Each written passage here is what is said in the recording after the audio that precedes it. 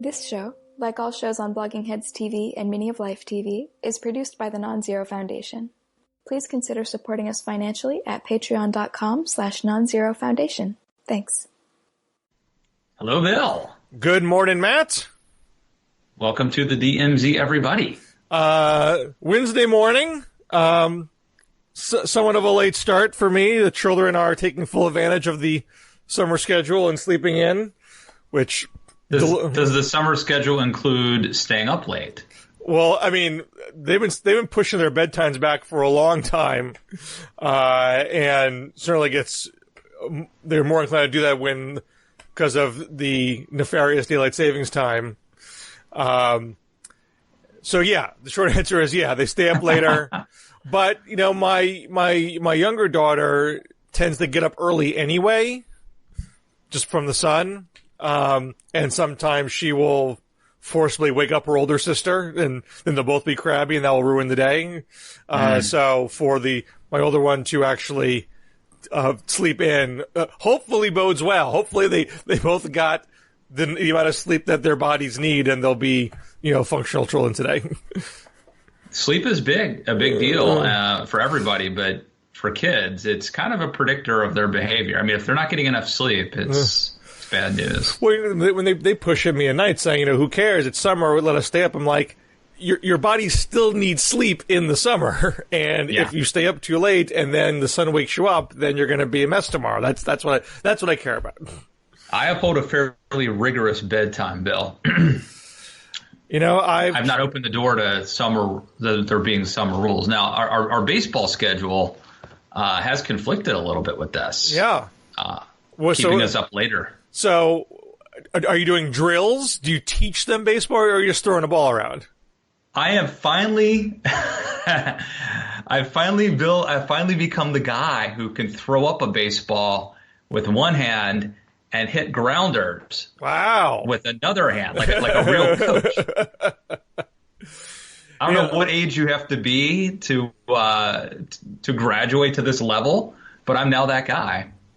I had a dream before the children were born. I said, if I had girls, I'm going to teach them at a young age how to throw a baseball. There's nothing about being a girl that prevents you from throwing a baseball properly. It's just a matter of mechanics and learning at a young age, and I'm going to do that. And they just never cared. They just do not care about sports at all. Get that softball scholarship, man. They don't care. They're not interested. They're not interested in sports. Period. I mean, they did a little bit of soccer. My older one did do some basketball this past year, but she's not itching to be on a team, and she's not super competitive about it. She just kind of liked throwing a ball in a hoop.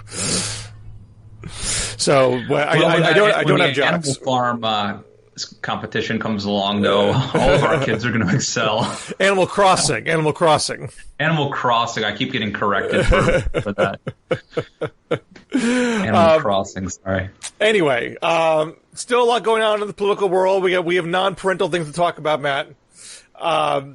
And I'm curious how you feel and how your fellow conservatives feel about Neil Gorsuch writing the Supreme Court opinion saying that the 1964 Civil Rights Act applies to the workplace for lesbian, gay, and transgender employees. They cannot be fired on the basis of sexual orientation or transgender status.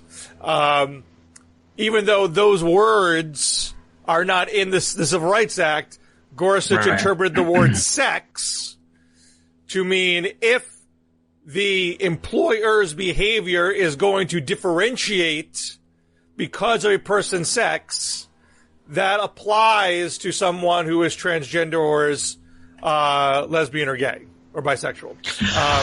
So first of all, it seems like a weird move for, and I'm not a legal scholar. Let's throw that out. Seems like a weird move for a guy who's supposed to be, I mean, I guess the whole movement, right? The whole Federalist Society movement to get people like Gorsuch on the bench is done because they're supposed to be like, what, originalists or textualists, and that they're not supposed to be legislating from the bench, right? That you could have a Congress pass laws instead of the court interpreting that they actually meant something that they clearly didn't mean in 1964. That doesn't say whether this is a good or bad policy outcome, but in terms of a legal decision, I don't quite understand. Now, apparently, I'm told that there is some legal worldview or philosophy that Gorsuch has that is consistent with this. Right, but clearly, this is more. Let me just face it. Clearly, this is a more libertarian thing than a conservative thing, and I do think you saw people like Josh Hawley really making the case, like, is that what we've been fighting for all these years is to get someone like Gorsuch so he can make this kind of a ruling? It seems it is. If you're a social conservative, what has this all been about? If you hold your nose and vote for Donald Trump, just overlooking all of his sins, you get him, you pull out all the stops to stop Merrick Garland, and you end up with this decision. Like, what was it all for?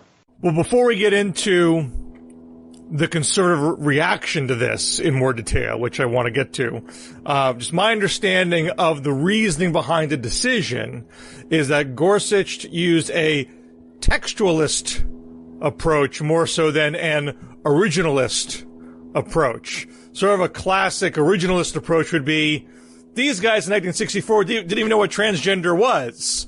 So how can you apply this law to this current situation? It's irrelevant.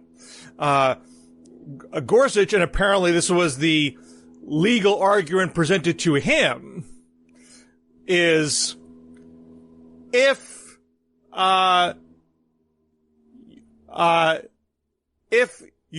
someone was having an affair in the office that was not allowed, or someone's having an affair in the office, but you would fire the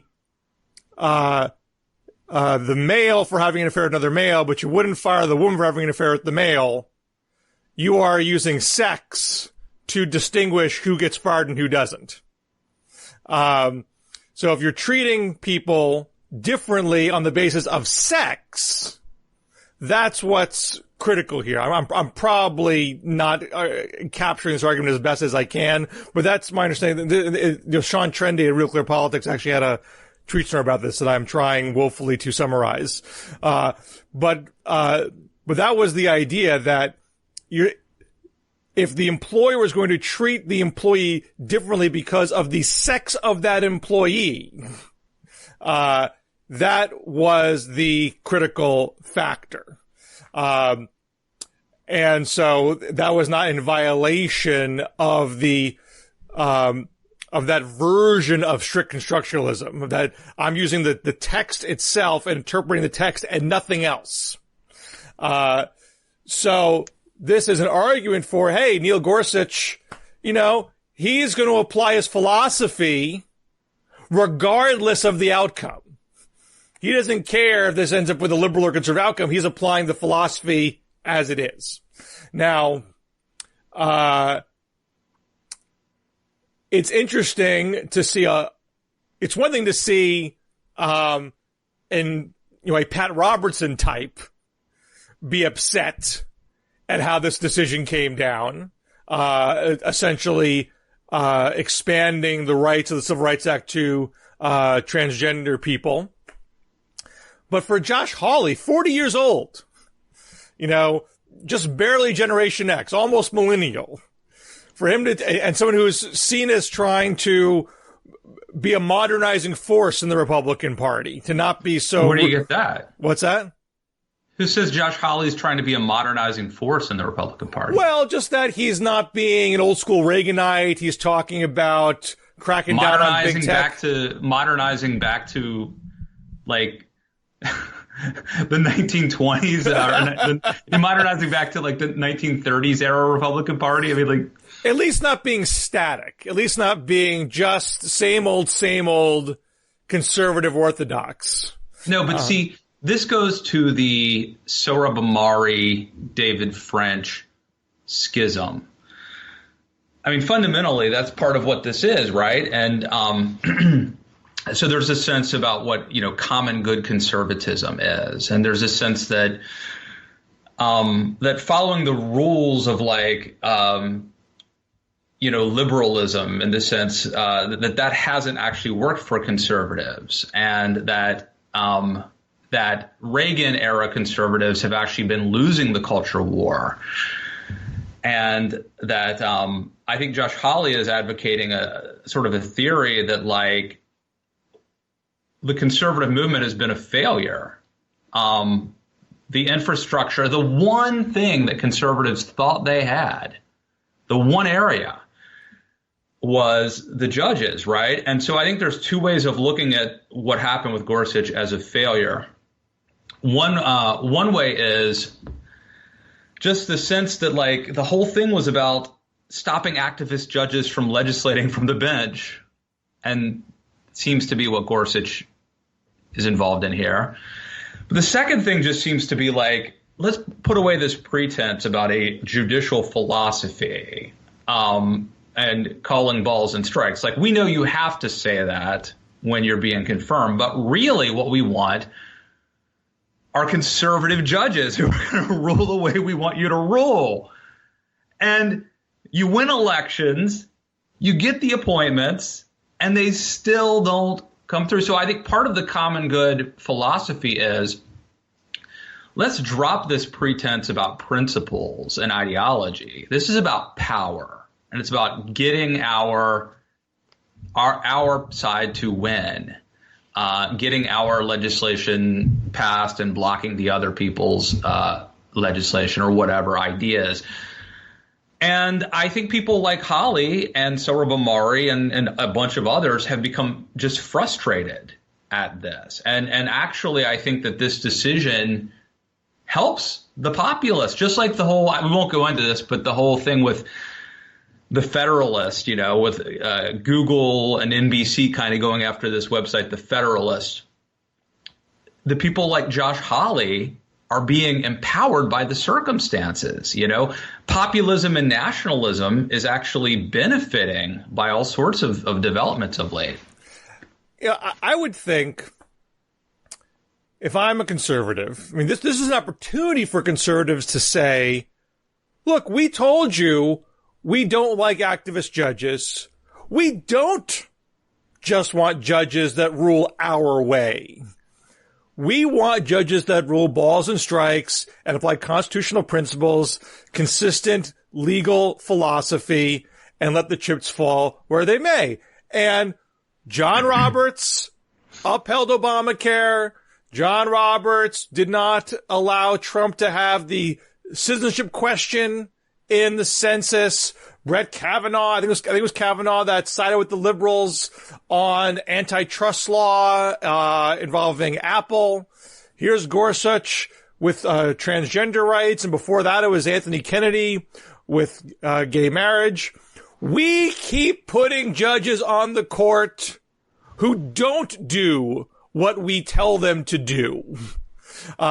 So stop accusing us of trying to rig the game, because that's not who we are putting up. But instead, what you are getting is, we keep trying to rig the game, and they don't listen to us.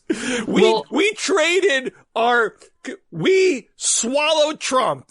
We swallowed protectionism. We swallowed using government largesse as a political weapon. We swallowed Russia and North Korea and negotiating with the Taliban and abandoning the Kurds. And for this, we thought we were going to get judged out of this, and then we don't even have that. What is the point of it all? Well, look, I think the first argument you made would perform really well with you and me, maybe, about consistency and philosophy, but just the conservative movement, just to put yourself in their psyche, I mean, Roe versus Wade in 1973, that's sort of a galvanizing force. And you had this sense that, after that, even with Reagan and Bush, right, where you had these like stealth nominees. So people so first you have 1973, Roe versus Wade. Then in the intervening years, you have Souter and Kennedy and sort of these stealth nominees. It had been, even going back to the Warren Court, I mean, Republican nominees. It's like Democrats always get their judge. Like, there's no such thing as a liberal judge, as a Democrat appointing a liberal judge who becomes conservative. Like, that just doesn't happen. It's just very frustrating for conservatives to nominate people and who end up becoming more and more liberal. And so what happened is, I think, conservatives basically said, okay, we're going to create this infrastructure that's going to make sure that we don't have these stealth nominees, right? So you can't get Harriet Miers, let's stay away from these people who don't have a long track record. We're going to find people who have been vetted by our infrastructure, who have the right friends, now they have to have this intellectual side to them, because you can't say they're not qualified. You can't say they're not smart. These are like Harvard, Princeton, Yale kind of people, right? They're Ivy Leaguers, but they've also have this long-standing conservative philosophy that you can't just brush away. And it still doesn't work, Bill. Now, let me read you something Eric Erickson wrote. I think it was yesterday as we're taping this. If you got in the time machine, went back to 2016, went on Sean Hannity's show and said, by 2020, the Supreme Court will put transgenderism and sexual orientation into Title VII without Congress. Obamacare was not only still legal, but expanded. Churches could not meet. Socialists had taken over part of Seattle. The economy had cratered. Planned Parenthood is funded. And the national debt was bordering $30 trillion. Hannity would insist the only way to prevent all of that and more was to elect Donald Trump. There you have it. So what I think this suggests, I mean, what I think conservatives have missed in this long-term, decades-long strategy to vet judicial nominees to such perfection that they could be confident that they would always rule in their favor, and then they keep getting frustrated that never works out. Not even always. How about on landmark cases that have huge implications? I mean, there's so many people. There's an argument that the only reason Trump got elected was because Scalia died, and because McConnell kept that Merrick Garland seat open. Well, it was only 2 weeks after Trump won the Indiana primary, which was when he effectively became the presumptive nominee, when Cruz and Kasich finally dropped out. Remember, it was only a month earlier that Cruz won Wisconsin. Cruz had the evangelicals with him. The evangelicals were not with Trump from the get-go. And they were really hesitant that this guy was going to be someone they could count on. So it's 2 weeks after he gets the nomination, that's when he releases the list of his potential Supreme Court picks, which were heavily skewed towards Federalist Society, Heritage Foundation types. That was the beginning of Trump saying, don't worry, I got your back. Yeah. And I think that really went a long way. Absolutely. Absolutely. I think that list, and in fact, it's been suggested that is going to be standard operating procedure going forward. But now I wonder, so if that doesn't work, you could literally give people the list of names beforehand. Harriet Miers, this is the crazy thing. And I was one of the people against Harriet Miers, going back to, it was like in 2005, I think I was blogging at Human Events or something. I was one of the people against Harriet Miers, and Hugh Hewitt was like, as I recall, one of the few conservatives for her. Maybe she would have been, maybe we were wrong. Maybe Harriet Miers would have been better. Alito's come through for you guys. Alito has not broken ranks. What's that? Alito has not broken ranks. Myers, you're right. You're right. Myers for Alito. That worked out. She was the Alito appointment. I was thinking Roberts. You're right. She was Alito. Okay. Fair point.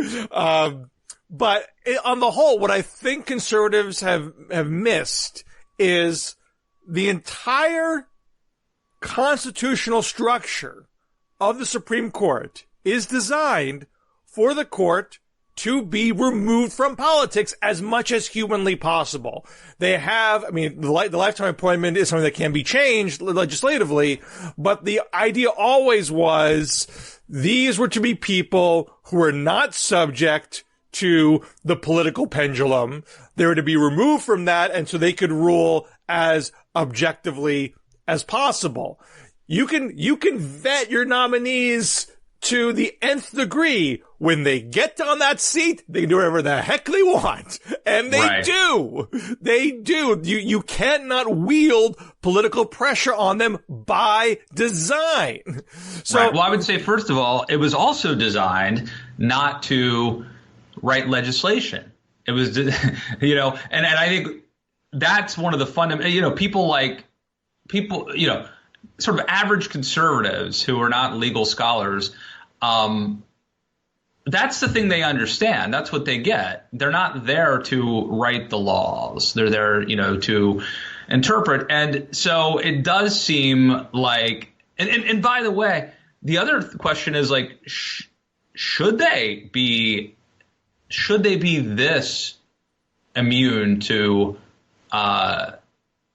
any account? There is no accountability. Well, look, if you don't like the way the court is structured constitutionally, good luck with your constitutional amendment. It is what it is. This is the court you have. It is structured in this way. And you can, and I'm not saying people shouldn't vote for politicians or presidents or senators based on who they think they might put on the court. That's part of the equation. It's a big part of the job. You can certainly move the court in one direction or another to a point. But there is a limit to how far you can push them, because once they are there, they can do what they want, and that's never going to change. So it just does seem to me interesting that liberals, by and large, do not have this problem of attrition, and conservatives do, and it doesn't make sense to me. Look, I understand why the New York Times can't find a good columnist that is also pro-Trump. Okay? Because Trumpism is like incoherent and indefensible. And so the fact that it's hard to find someone who is intellectually honest and a consistent Trumpist, the fact that that's difficult, I get. What I don't understand is why it's hard to find why you can't find 4 or 5 people in America who are against legislating from the bench. That I don't understand. Well, again, one person's legislating from the bench is another person's interpretation of the Constitution. There's differences of opinion what that means in different circumstances. And a lot of the times we're talking about situations that involve minority rights. And there are things in the Constitution. The Constitution is not a tyranny of the majority document. It's meant, in the broadest sense, it's meant to be, one that protects minority rights. Liberals on the court tend to focus on that. And I think the kind of big landmark cases you're talking about are those kind of cases. And that's why I think there are people with conservative legal philosophies that still get, that intellectually recognize those elements of the law that do protect minority rights still. Even Scalia struck down laws against flag burning on the ground of free speech, even though a lot of conservatives wanted to ban flag burning. Yeah. I think there are cases, and there are a lot of cases, when quote-unquote liberal justices side with the conservative majorities, particularly in law and order type cases. But Ruth Bader Ginsburg, one of the reasons why Orrin Hatch proposed Ginsburg to Bill Clinton when Clinton couldn't get Mario Cuomo and he couldn't get Bruce Babbitt, was he thought that Ginsburg was a moderate on criminal justice cases, and which she has been over the years. No, but I understand if you're a Republican and you can get a slightly better Democrat appointment, that's fine. That's not what I'm talking about. Republicans cannot. A Republican president with a Republican Senate with who knows how many $1 million infrastructure that's supposed to be vetting candidates cannot select judges who are going to consistently support when it really matters. The big issues cannot vote their way. And I just think it's clearly a failing. Politically speaking, I wonder the impact this has on Trump. I mean, the whole but Gorsuch argument, right? Yeah, Trump does these horrible things, but we got Gorsuch. Why would you? What's Trump's argument now? You have to vote for me so I can pick another Gorsuch? So I can what does Trump think? We're going to see to what extent this actually does dislodge some Republicans from him. But I think if I am a conservative, I should do a fresh calculation.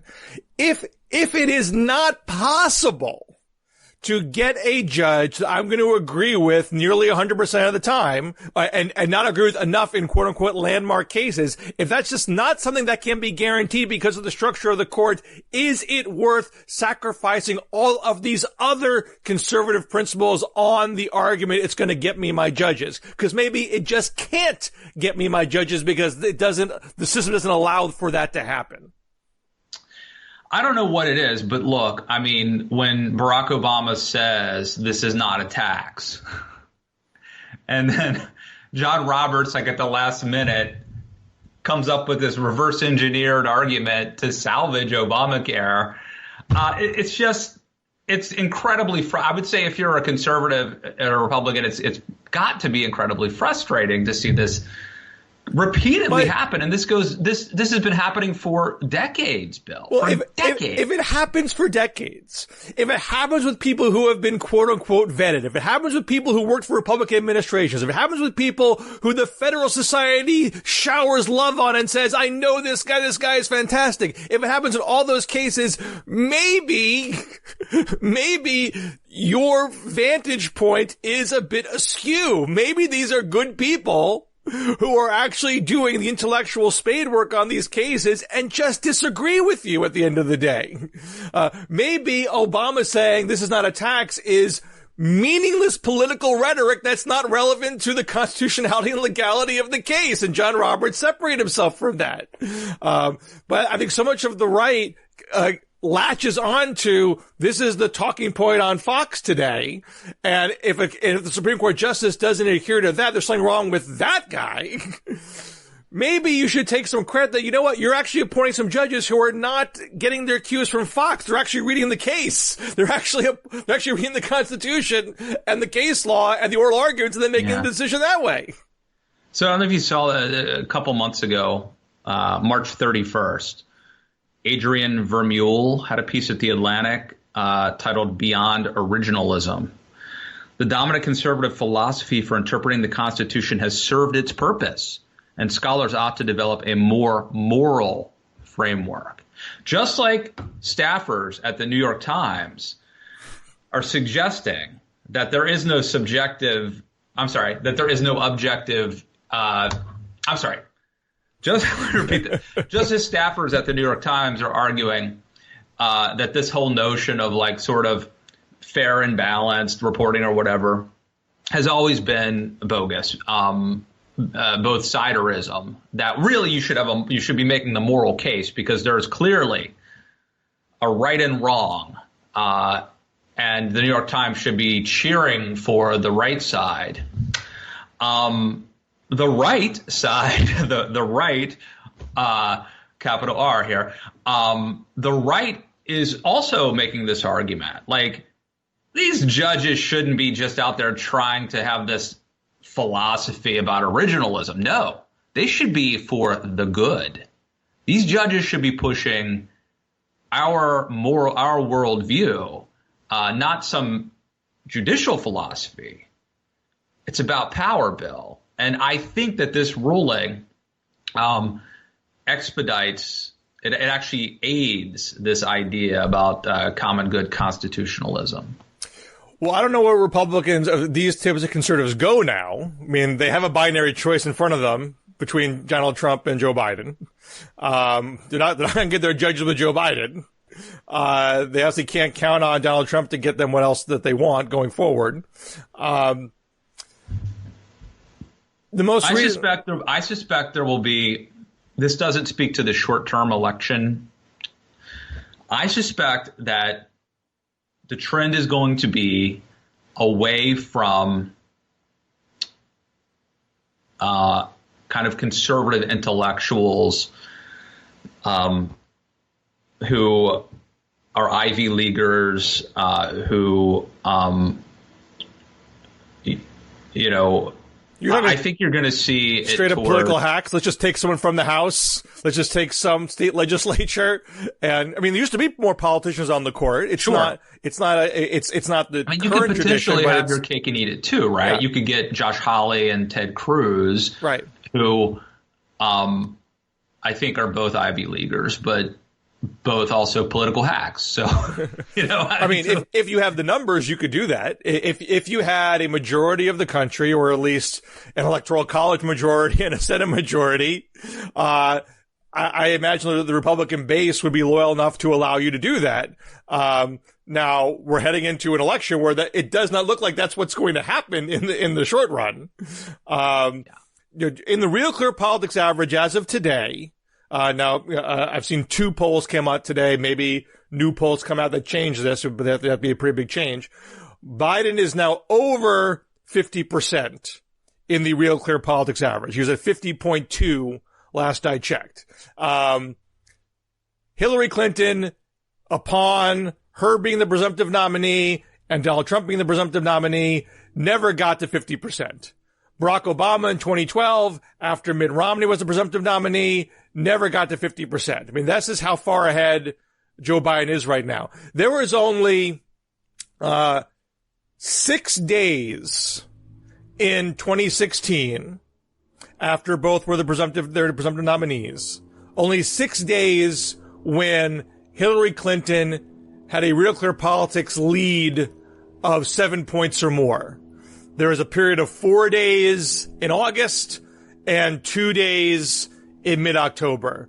Joe Biden has been over 7 points for the last 2 weeks and is now, I think it's 8.4. What do you make, though? There's a Politico piece out as we're taping this that says, be careful, because the pollsters and the polls haven't fixed the problem from 2016. And I think it was, who was it? Someone I saw, there was a prominent Democrat warning Biden isn't really up. I forget who it was. Biden isn't really up by this much. Don't take Trump lightly. But what do you make of that Politico piece about the poll? The Politico piece focused on swing state polling.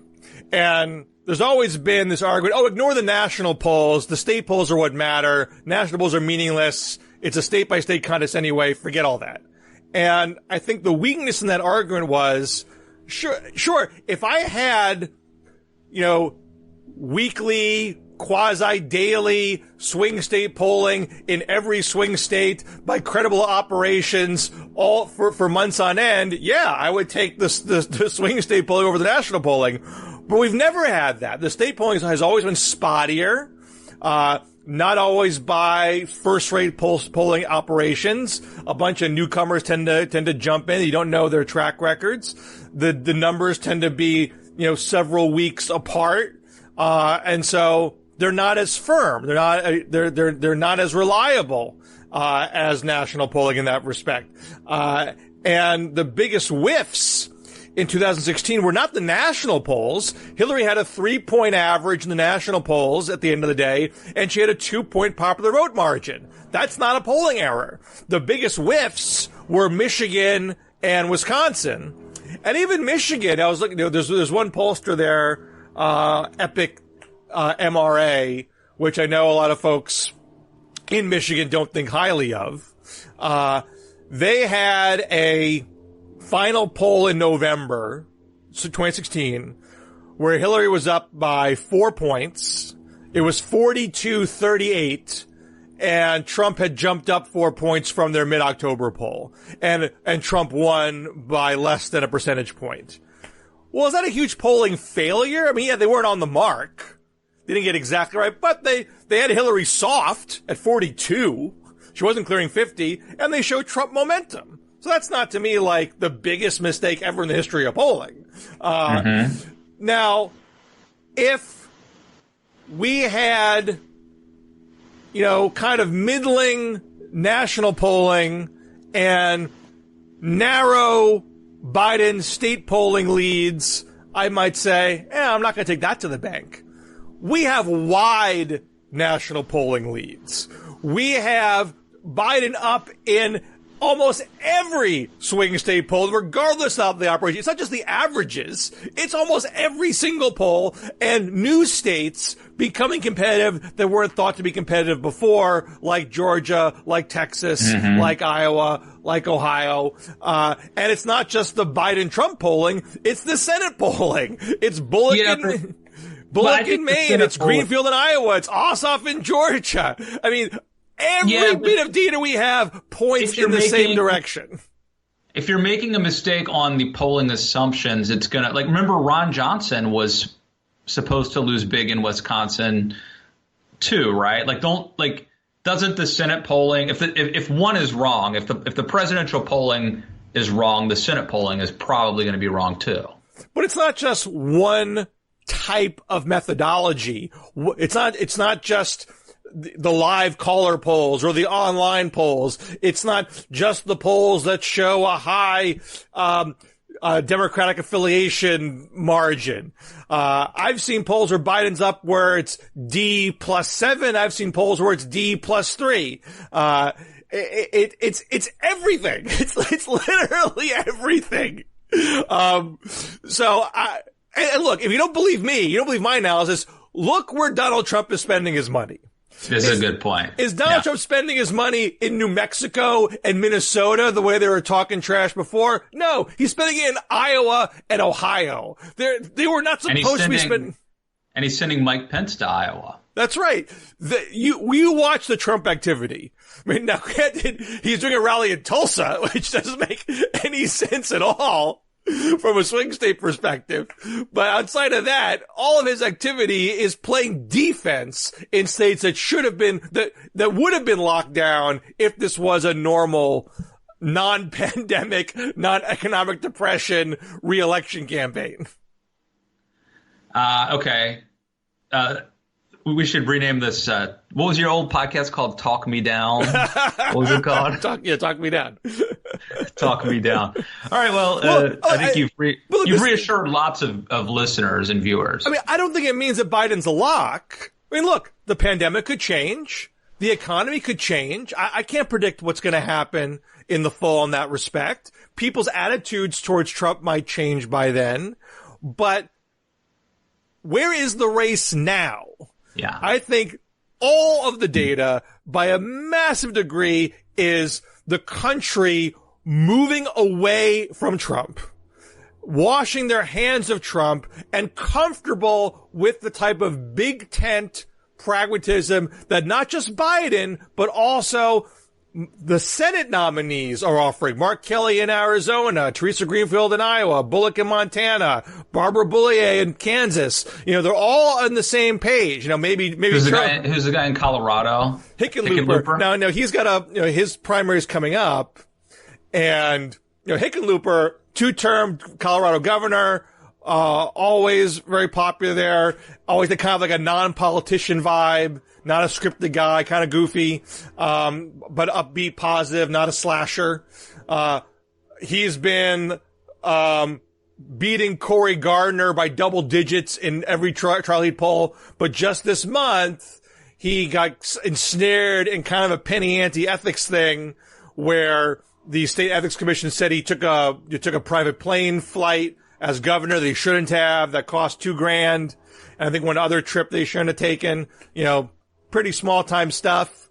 But is that going to be enough to upend him in the primary against a more leftist candidate, Andrew Romanoff, who is not a moderate like Hickenlooper is, and maybe wouldn't be a strong candidate vis-a-vis Gardner. Actually, I don't know. I mean, Romanoff may be able to beat Gardner. There's been no Romanoff-Gardner polling, I don't think, because it's been such a given that Hickenlooper was going to be the nominee that the polls have only tested Hickenlooper versus Gardner. So that's a bit of a, keep an eye on that. And now I think Kentucky and South Carolina are massive outliers. I don't think Democrats are going to have a big shot there, but you have this Kentucky primary with Charles Booker against Amy McGrath. Amy McGrath, who was the great progressive hope of 2018, running for the House, because she had this great viral video where she's she's talking about being a Navy pilot and Mitch McConnell not letting her be the first woman pilot or not helping her, trying to break that barrier. And now, since she's not a single-payer Democratic socialist, she's now being challenged on the left by a state rep named Charles Booker, African-American, pro-single-payer. He's become the cause celeb of the activist left. And even though McGrath has this huge fundraising base from her last campaign, is wildly outspending him, a lot of Kentucky elected officials, who I think know Booker better because he's in the House, they've been endorsing him. And so that's a bit of a race. I don't think either one of them's got an uphill battle against Mitch McConnell. I think a single payer candidate has no chance in Kentucky. But if he wins, he'd probably be the lone, left wing Senate nominee. I guess someone in West Virginia is also left wing, but also not a race considered to be very competitive.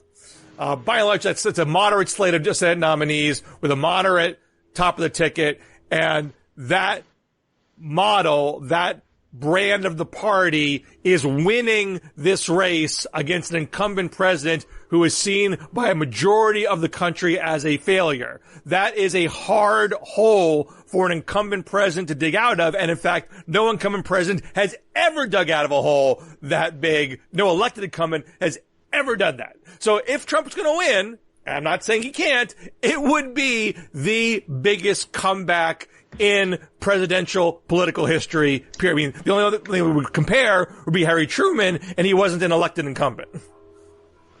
Just don't forget the monster at the end of the horror movie reanimates. Now we got some other primaries this month on the Jeff House Sessions, level. But July is Jeff Sessions. Okay. Down, right?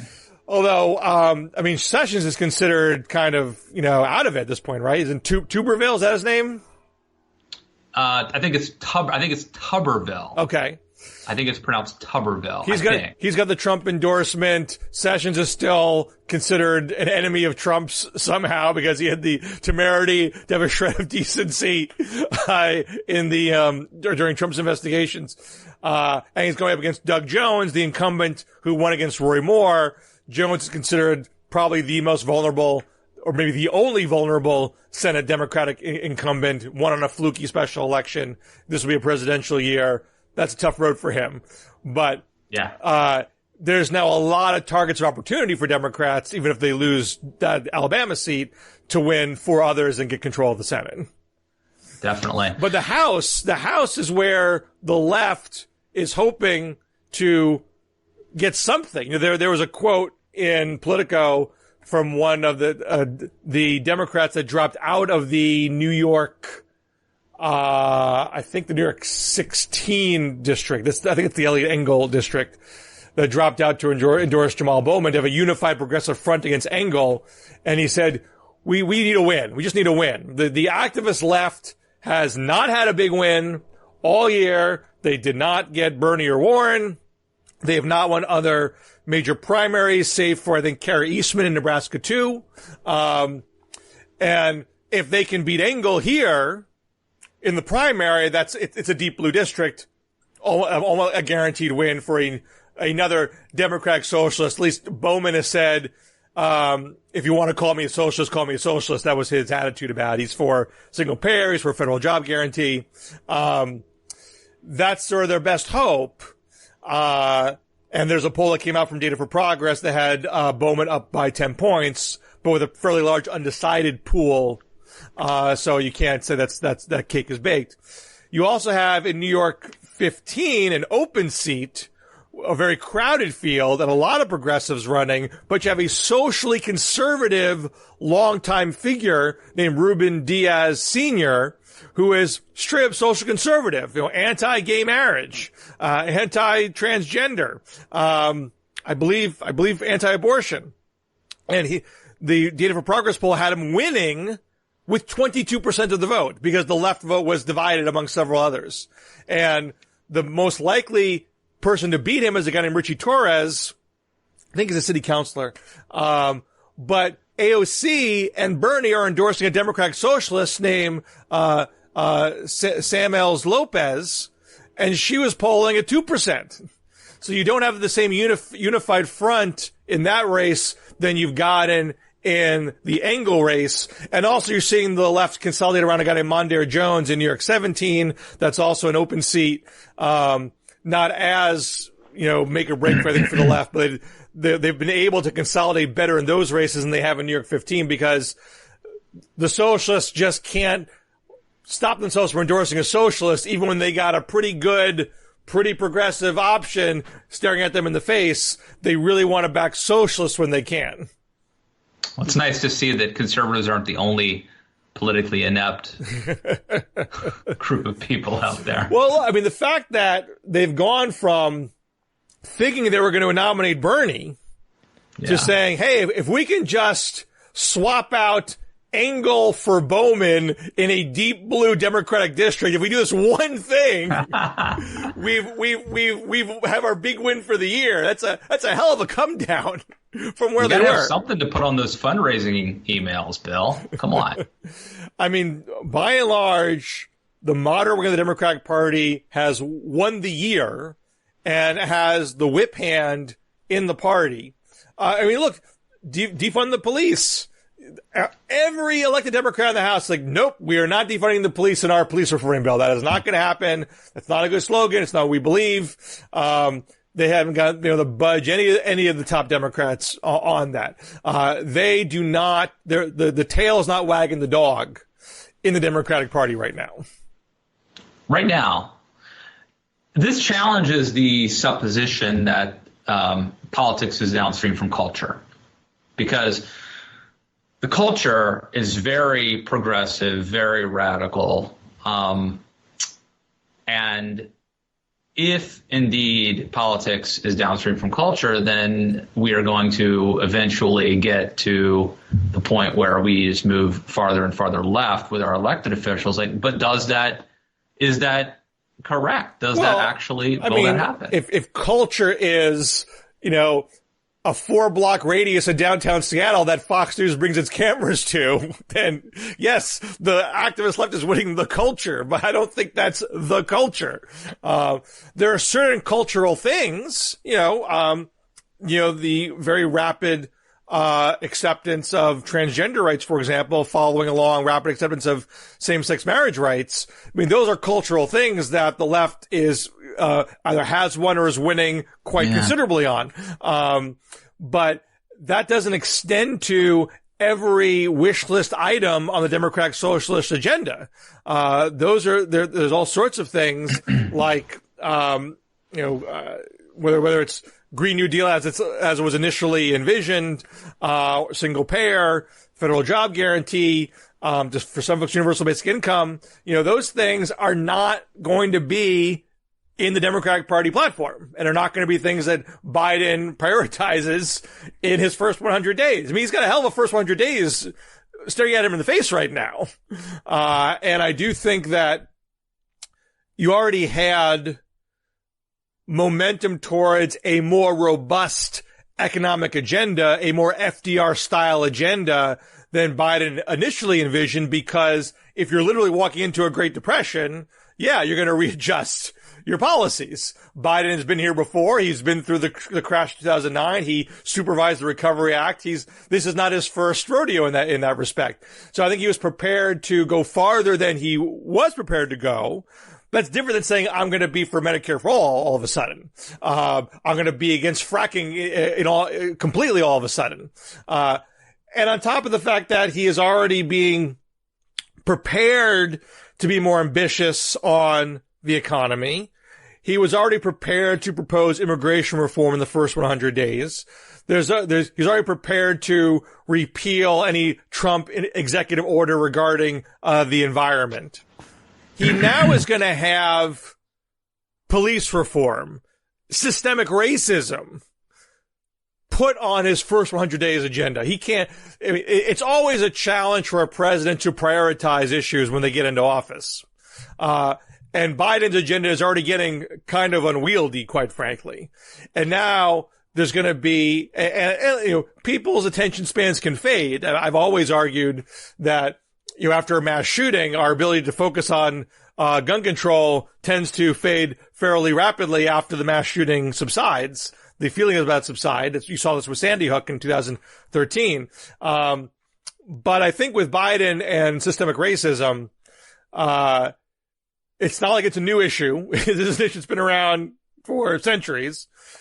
Biden got the nomination with the explicit support of African Americans. They got him that nomination, and they certainly expect to receive benefits for doing so. I don't think he can slow walk I don't think it's going to be a great police reform bill that comes out of this Congress, even though, but maybe they'll pass something, but it's not going to be sweeping. There's going to be a lot of pressure on Biden to deliver on that early. So he's got a big challenge ahead of him to manage the big tent party that he is leading.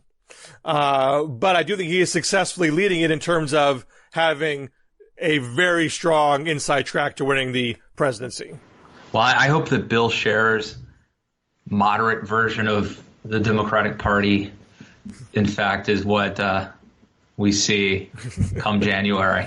I mean, if Democrats win, that is, and I think they will, I hope that it's a more kinder, gentler, more centrist Democratic Party than what we're seeing in Chaz. I mean, it's going to be, I think, a bit of a raucous party. I mean, I don't think it's going to be everybody singing off the same song sheet kind of Big Ten. They're going to be fights, but the power of the party, whether it's Biden, whether it's the Senate leadership, whether it's the House leadership, that's not going to be the AOC contingent, because that's a really small contingent. There's nothing in the stable of challenger candidates, Senate candidates, House candidates. I mean, you might get a couple of examples here and there, but the lion's share of it is very much in the Biden mold. So I don't think that, the only thing, the pressure on Biden to be less moderate that is potentially successful is circumstance. You're in a Great Depression. You got to do something big. You have in long time intractable systemic racism that's killing black people. You want black people to continue to support the Democratic Party. You got to do something for them. Those things are things Biden's going to have to respond to. I don't think that means Biden has to become a socialist. And he won't, and he doesn't have to. All right. Well, that's probably a good place to wrap it up.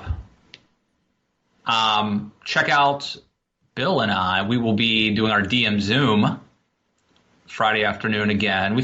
These things have really been coming together, man. There's a good response to this. We got a loyal crew. And not everyone's the same every week, but we got some very interesting regulars and people from Bulgaria and London and what other parts unknown out there, Bill? We have Utah and Oklahoma. There you go, Seattle. This is not an Amtrak corridor, Zoom chat. You're getting a cross section of America here. So it's exciting. That's right, man. I had a really good conversation with Will Salatan yesterday. From Slate. I don't know if you saw that. We had a good discussion about cancel culture and the cultural revolution and all that, and we got into a little bit of philosophy, I would say, more philosophical than I often get. And I just got a call. I hope it happens. Selena Zito just called me, so that could imply she wants to talk, or it could imply she's canceling our Zoom call today. But allegedly, we're going to be having a Zoom call for the Matt Lewis patrons. So, Bill, you're one of those. You're a Matt Lewis patron. I hope you will you'll join us today. I'll see if I can get in there. Let's see what freedom my children allow me to have. If you haven't read it, I have a piece in Real Clear Politics this week. Which election year is it? A lot of talk. This is going to be 1968, or it's going to be 1920, or it's going to be 1980. I go down all the years that it might be. So do check that out if you haven't read it already. And I'll talk to you on Friday on the DM Zoom. And I'll see you next week here in the DMZ. See you guys. Bye.